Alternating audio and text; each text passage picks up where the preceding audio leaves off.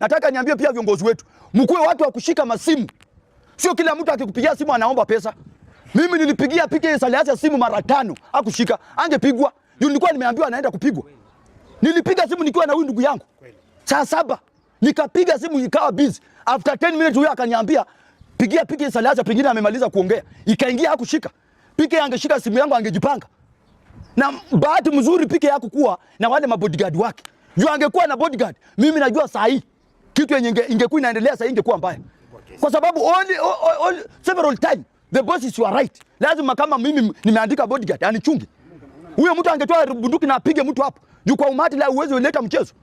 So mimi nasema na nina condom, naambia Millie Odhiambo, umesema uko na madigrii, but degree zako hazikusaidii. Degree hazikusaidii. Degree zako ni useless. Wacha mningojee pia mimi nipigwe. I'm ready. Niko tayari kupigana na nyinyi. Kwa sababu mmeona mmeingia kwa serikali. Mimi nimekaa hapa na Raila nimepigana hapa Jakaranda sana. Nikikumbuka hata naweza toka huyu, naweza shikwa wazimu, nitembee uchi. Hapa Jakaranda mimi nimesimama kwa ukweli. Nimeshikwa, nimefanywa kila dhuluma. Nikisema enough is enough. Nikitetea Raila Odinga. Leo hii baba ameingia kwa serikali, Gaucho mwenye alikuwa kaenda akisangwenya pesa anatupangia sisi kupiga.